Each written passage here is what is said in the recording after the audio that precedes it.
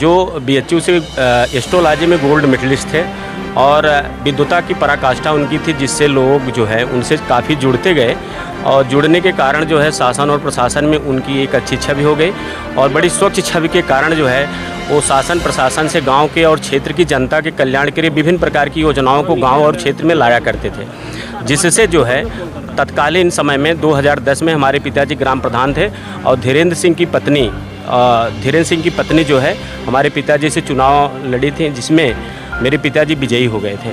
और विजयी होने के उपरांत जब से पिताजी अपने प्रधानी का कार्यकाल संभालते रहे और हर जगह हर कार्यों में वो लगातार अपनी टीम के साथ विरोध करते रहे और विरोध करने का नतीजा ये हुआ कि हम लोग काम करते गए। हम लोग ये नहीं समझ रहे थे कि जनता का हित अगर इतना बड़ा किया जा रहा है और जनता का हित करने में इतनी बड़ी ईर्ष्या है और ईर्ष्या और वर्चस्व को लेकर के उन्होंने इतनी बड़ी साजिश किया कि शूटर से मिल करके, जिस शूटर से हमसे कोई लेना देना, जिसको मैं पहचानता भी नहीं था, उन शूटर को उन्होंने काफ़ी हायर किया। हायर करने के बाद इतनी बड़ी प्लानिंग किया कि पुलिस वर्दी जौनपुर में सिलवा करके पुलिस वर्दी से जो है 2 शूटरों के द्वारा हत्या करा दी। ये मैटर रहा मेरे सामने घटना। मैं प्रत्यक्षदर्शी हूँ, मैं सामने बैठा था। ऐसा लगा कि अब ऐसा खडेंद्र करके इतना बड़ा कार्य किया गया, जैसे लगा कि मेरा परिवार अब कोई बचेगा नहीं। ऐसी स्थिति उत्पन्न हुई कि लगा कि मेरा परिवार बचेगा नहीं। और मेरे दूसरे भाई यहाँ बगल में खड़े हैं, डॉक्टर राजेश चंद तिवारी, ये बचाने के लिए दौड़ करके बचाने आए, हाँ किए।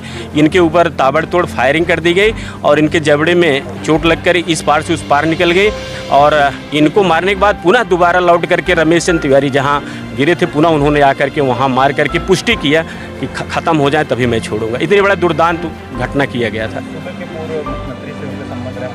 हाँ देखिए, वो विद्वता की पराकाष्ठा थे।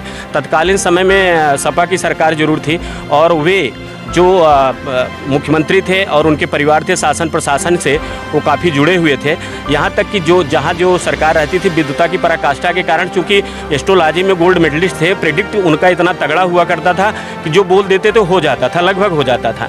और इसके कारण जो है विभिन्न राजनीतिक दलों से उनसे संबंध थे, विभिन्न प्रशासनिक अधिकारियों से, यहाँ तक कि विदेश के लोग भी उनको जानते समझते थे, इनकी विद्या को लोहा मानते हुए उनका सम्मान करते थे।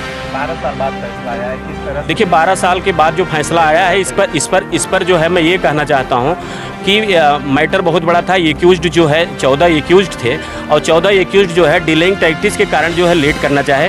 न्यायालय में बराबर डे बाय डे की प्रोसीजर भी की गई। न्यायालय ने बहुत बड़ा सम्मान, मुझे न्यायालय पर पूरा भरोसा था कि ये भरोसा जो है मुझे न्याय मिलेगा, क्योंकि वो समाज के लिए जी रहे थे, अपने लिए नहीं समाज के लिए जी रहे थे और आज न्याय मिला है। और आज मेरे सामने वो समझ लीजिए कि एक बार पुनः जीवित हो गए। ट्रायल के दौरान किसी तरह की परेशानियों का सामना करना पड़ा? ट्रायल के दौरान विभिन्न प्रकार की समस्याओं से गुजरते हुए थाना के द्वारा और माननीय कप्तान जो जनपद जौनपुर के तत्कालीन वर्तमान और डीएम साहब रहे हैं, सभी लोगों ने पूर्ण सहयोग किया और बीच बीच में बड़ी धमकियां भी रहीं कि अगर ऐसा होगा तो गवाहों को मार दिया जाएगा, पीट दिया जाएगा। लेकिन शासन और प्रशासन ने पूरा सहयोग करके इस ब्रूटल मर्डर का जो है उन्होंने पर्दाफाश करके न्याय दिलाया, जो पूरी समाज को, पूरी जनता को ये भरोसा था कि न्याय अवश्य मिलेगा। आज न्यायालय रूपी न्याय की देवी के द्वारा जो है हमें न्याय मिला है। ये हम कुछ नहीं जानते। डॉक्टर उमेश चंद तिवारी।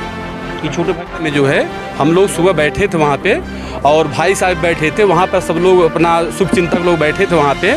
और उसके बाद मैं पुराने घर चला गया। पुराने घर जाने के बाद जो है ये धीरेन्द्र सिंह द्वारा साजिशकर्ता द्वारा जो शूटर वो हायर किए थे, वो लोग एकाएक घर के पीछे से आए और ताबड़तोड़ गोलियां चलाने लगे। हम घर आवाज़ सुने तो उसके बाद जो है घर भागना शुरू किए बचाने के लिए।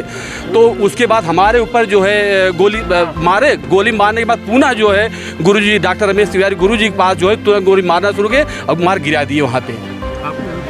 हाँ, हमें गोली लगी, जबड़े में गोली लगी, उसके बाद अभी गोली हमारी फंसी हुई यहाँ पे, सीने में गोली फंसी हुई है। अभी डॉक्टर कहे अभी 2-4 महीने बाद निकाल देंगे, समस्या हो जाए निकाल लेंगे।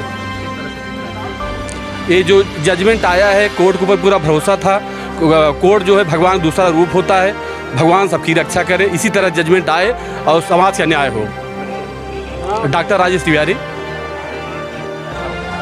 सभी 12 आरोपियों को दोषी करार दिया गया है। 14 आरोपी थे जिसमें 2 की डेथ हो गई है दौरान विचारण, और 12 थे, करीब 12 को 302, 120 भी और सभी धाराओं में उनको दोषी करार दिया गया है और फैसला आना बाकी है। कोई डेट नियत नहीं है, अभी आर्गूमेंट हो गया, अभी कुछ समय में फैसला आ जाएगा। ये रमेश तिवारी जी की हत्या हुई थी सर्वप्रथम में 2012 में 15 नवंबर को, और कुछ अज्ञात बदमाशों द्वारा उसमें हत्या हुई थी। बाद में उनका नाम आया प्रकाश में, और कुछ कॉन्स्पिरेसी के गांव के लोग जो वर्चस्व की लड़ाई में इन्वॉल्व थे उनका नाम भी प्रकाश में आया। उनका ट्रायल चला, और पूरे ट्रायल के दौरान हमारी तरफ से 19 गवाहों को प्रस्तुत कराया गया, और उसके बाद आज जजमेंट आया है, सभी को दोषी करार दिया गया। इसमें मेन रोल था धीरेन्द्र सिंह का, जो मुख्य कॉन्स्पिरेटर माना गया इस पूरे एविडेंस में, पूरे दौरान ट्रायल भी, और बाकी सभी लोगों ने एक कॉन्स्पिरेसी का हिस्सा बने, और विनीत सिंह और सूबेदार शेरू दोनों द्वारा हत्याकारी की गई है, विपुल और शेरू द्वारा, जिसमें शेरू का इनकाउंटर हो गया।